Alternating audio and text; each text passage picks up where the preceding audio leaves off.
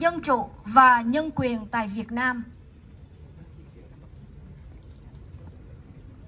Mesdames, Messieurs, en ce jour du 30 avril, il y a 47 ans déjà, la République du Sud-Vietnam et son peuple ont été tragiquement massacrés par les dirigeants communistes vietnamiens venant du Nord. Avec le soutien massif sur les plans logistiques, financiers et matériels de l'Union soviétique et de la Chine. Nous saluons la présence de Madame Nathalie Jinson, députée MR du Parlement fédéral de la Belgique, conseillère communale, conseillère de la police de la commune d'Ixelles. Monsieur David Graceman, député au Parlement de la région Bruxelles-Capitale. Monsieur Michel Pedel, ancien conseiller communal de la commune d'Ixelles. Chères Madame, chers Monsieur, nous sommes très touchés par votre présence et votre soutien infaillible depuis tant d'années pour qu'un jour très proche, la liberté, la démocratie et le respect des droits humains soient instaurés au Vietnam. Et nous vous remercions. Notre comité, nous sommes très touchés aussi par votre présence ici, Monsieur le député Geoffrey Coman de Bachen. Merci d'être venu parmi nous et ainsi il est parti MR quand vous êtes ici, de venir nous soutenir. Merci de votre présence avec beaucoup de jouets et de touche. Vous êtes vraiment. Nous attendons aussi l'arrivée bientôt incessamment de Madame la députée Nathalie Jinson, mais elle va nous rejoindre probablement. En voici le déroulement de cette commémoration. Salut aux couleurs belges, ukrainiennes et de la République du Sud-Vietnam. Minute de recueillement, allocution de bienvenue du représentant du comité organisateur, allocution des invités d'honneur, allocution des intervenants au sein de la communauté vietnamienne libre de Belgique. Kính thưa quý vị và các bạn, đặc biệt trong phần chào cờ, quốc kỳ và quốc ca năm nay, cộng đồng chúng ta sẽ chào quốc kỳ và nghe quốc ca của nước Ukraine. Một dân tộc oai hùng với một vị nguyên thủ quốc gia đảm lược, gan dạ, sẵn sàng chết cho quê hương, đối đầu trước sự xâm lấn tàn bạo và vô nhân đạo của đế chế Nga Xô. Quốc thiều của Ukraine hàm chứa nhiều ý nghĩa thâm thúy, nhất là trong hoàn cảnh hiện tại, khi nước nhỏ bé Ukraine phải đối đầu với sự xâm lăng của chế độ Nga Xô.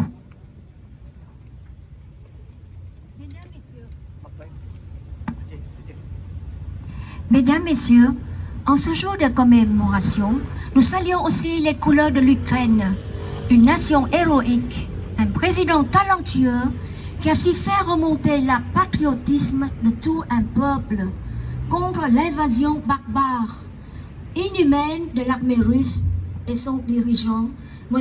Vladimir Poutine. Vladimir Poutine. Un hymne national magnifique, plein d'émotion et de détermination. Ni la gloire, ni la liberté ne sont mortes en Ukraine. Nos ennemis périront comme la rosée au soleil. Pour notre liberté, nous donnerons nos âmes et nos corps. Xin tất cả chúng ta nghiêm chỉnh làm lễ chào quốc kỳ.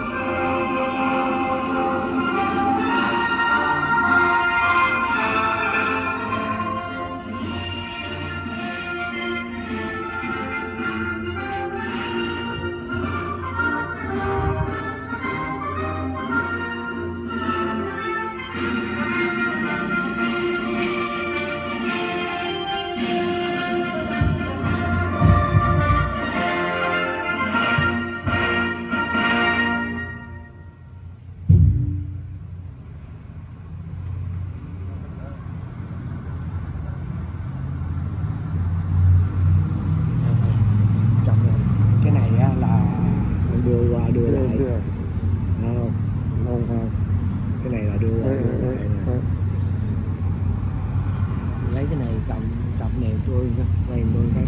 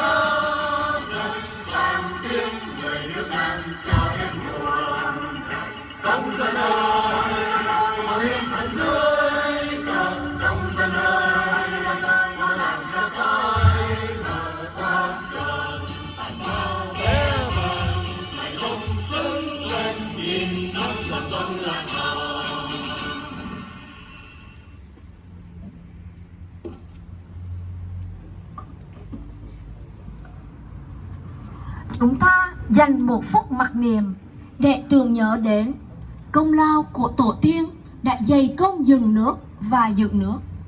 Những chiến sĩ anh dũng của quân lực Việt Nam Cộng Hòa đã hy sinh để bảo vệ Tổ quốc. Những đồng bào đã bỏ thay trong lòng biển cả trên rừng sâu nước độc chỉ vì 2 tiếng tự do. Mesdames, Messieurs, ensemble, nous observons un moment de recueillement en mémoire de tous ceux qui ont sacrifié leur vie pour préserver et consolider le territoire national. Et en ce moment spécial, nos pensées admiratives vont vers les soldats ukrainiens, les civils, les enfants qui sont tombés sous les balles impitoyables de M. Vladimir Poutine.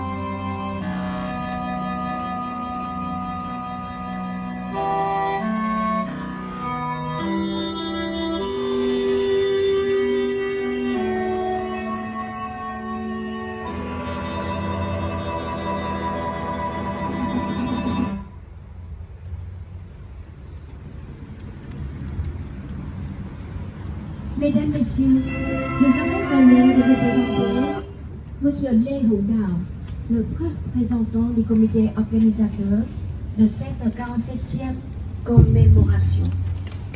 Xin kính mời anh Lê Hữu Đạo có lời chào mừng các vị chính giới và quý đồng hương về ý nghĩa của ngày 30 tháng 4 đau thương này. Mesdames et messieurs les élus, kính thưa quý vị dân cử, mesdames et messieurs les représentants des organisations vietnamiennes, kính thưa quý vị đại diện các tổ chức Việt Nam, mesdames, messieurs, kính thưa quý ông bà và quý anh chị em. Au nom du comité organisateur, nous vous remercions chaleureusement de votre présence à la 47e commémoration du 30 avril, aujourd'hui, face à l'ambassade de Việt Cộng. Nhân danh ban tổ chức, chúng tôi xin chân thành cảm tạ sự hiện diện của quý vị trong ngày tưởng niệm Quốc hận 30 tháng 4 thứ 47, ngày hôm nay, trước tòa đại sứ Việt Cộng. Votre présence témoigne de votre soutien à la lutte du peuple vietnamien pour la démocratie, la liberté et les droits de l'homme au Vietnam. Sự hiện diện của quý vị nói lên sự ủng hộ của quý vị đối với cuộc đấu tranh của dân tộc Việt Nam để giành lại dân chủ, tự do và nhân quyền cho dân tộc Việt. Et ces 3 points à partager avec vous. Tôi xin chia sẻ 3 điều với quý vị. Premier point. Depuis 47 années déjà, le peuple vietnamien subit une atroce répression dans tous les instants de la vie, commise par le régime fantoche Viet Cong. Les arrestations, condamnations, tortures, confiscations de terres sont commises tous les jours. Mais les militants pro-démocratie ne courbent pas la tête et continuent de lutter par tous les moyens dont ils disposent, notamment l'utilisation des réseaux sociaux. Từ đã 47 năm qua, dân tộc Việt Nam đã phải sống hàng ngày dưới một sự đàn áp dã man của chế độ uy quyền Việt Cộng. Những cuộc bắt bố, kết án, tra tấn, tịch thu đất đai xảy ra hàng ngày. Nhưng những nhà đấu tranh cho dân chủ nhất định không cúi đầu và tiếp tục đấu tranh với những phương tiện có sẵn, đặc biệt là những mạng xã hội qua Internet. Deuxième point. Le rôle et la mission des Vietnamiens à l'étranger doit consister à transmettre des informations utiles aux militants pro-démocratie, à envoyer de l'argent aux familles des prisonniers de conscience et à alarmer l'opinion du pays d'accueil afin que les parlements et gouvernements locaux prennent des sanctions efficaces contre ce régime totalitaire. Vai trò sứ mạng của người Việt tại hải ngoại phải là truyền những tin tức cần thiết về cho các nhà đấu tranh, truyền tiền về cho các gia đình của tù nhân lương tâm và đánh tiếng đối với dư luận địa phương để các quốc hội và chính quyền quyết định trừng phạt một cách hữu hiệu chế độ độc tài cộng sản. Et le troisième point, cette année, avec l'évasion de l'Ukraine commise par la Russie, nous tenons à proclamer notre soutien entier au peuple ukrainien, dont les images atroces des villes ravagées, des corps des victimes innocentes, de la détresse, mais aussi du courage du peuple vietnamien, nous rappellent tout le drame qu'a connu le peuple vietnamien lors de la chute de Saigon.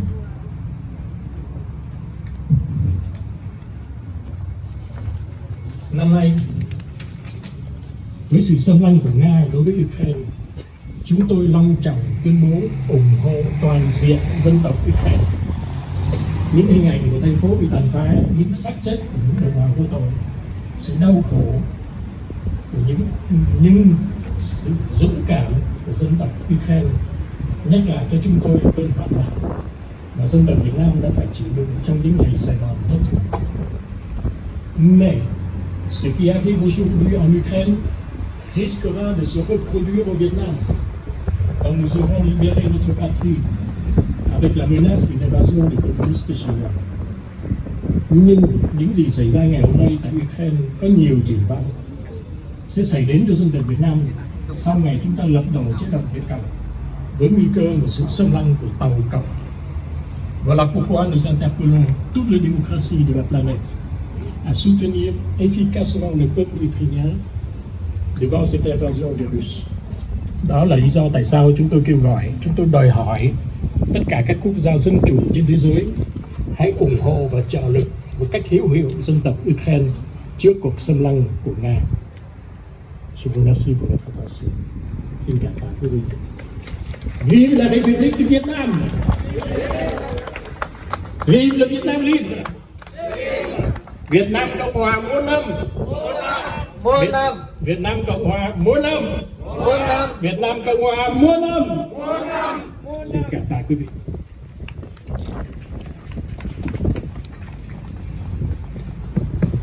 Mesdames, Messieurs, le 8 mars dernier, tous les ambassadeurs de l'Union européenne, de la Norvège, de la Suisse et du Royaume-Uni à Hanoï ont adressé une sentence solennelle aux autorités vietnamiennes concernant le vote blanche vis-à-vis d'une condamnation contre l'invasion russe sur le territoire ukrainien. Monsieur le député, Monsieur le conseiller, depuis tant d'années, vous êtes toujours à notre côté pour nous soutenir dans le combat pour la liberté, la démocratie et le respect des droits humains, tant au niveau régional que fédéral et aussi au sein de la communauté européenne. Nous invitons maintenant Monsieur le député David Weissman de bien vouloir prendre la parole.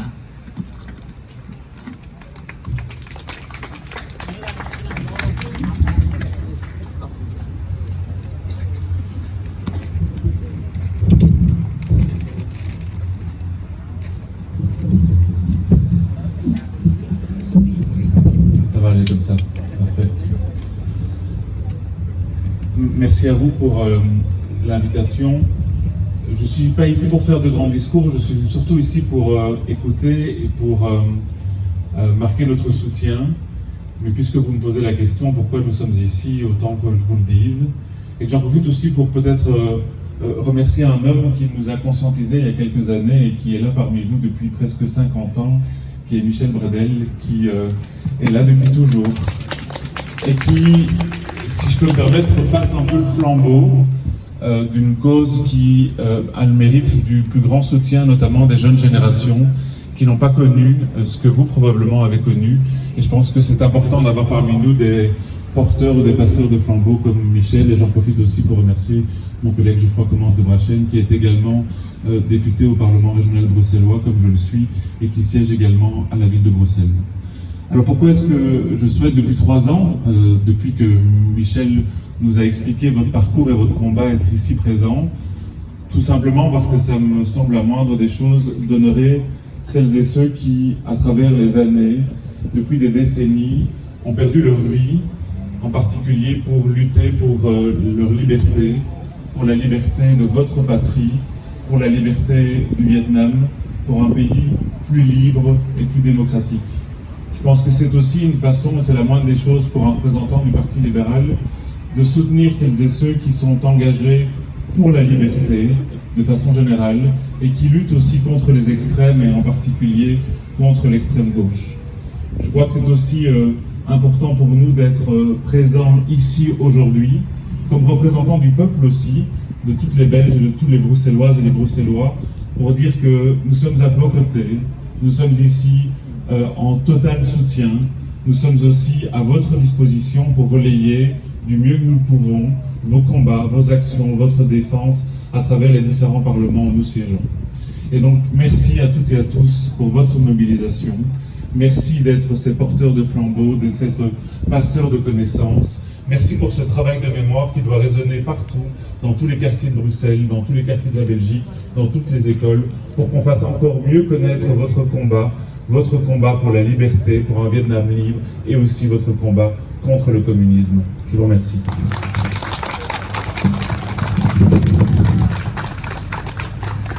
Nous qui vous remercions, surtout pour votre soutien. Cher Monsieur Michel Bredel,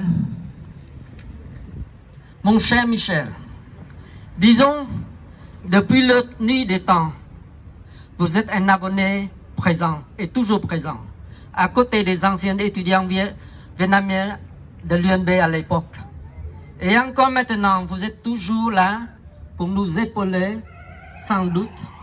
Vous avez des sentiments à nous faire partager, n'est-ce pas? Nous vous invitons de bien vouloir prendre la parole.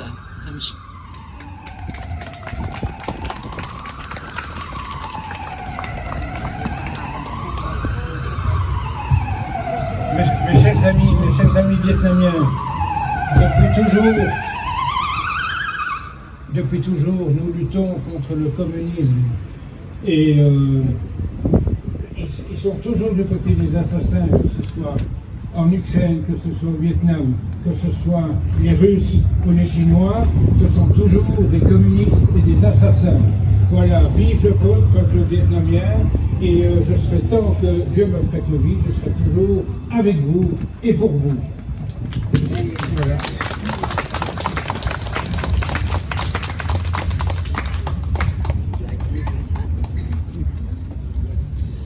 Monsieur le député Kouman de Pachen, c'est la première fois que vous êtes venu nous rejoindre. C'est vraiment très gentil de votre part de participer à notre commémoration.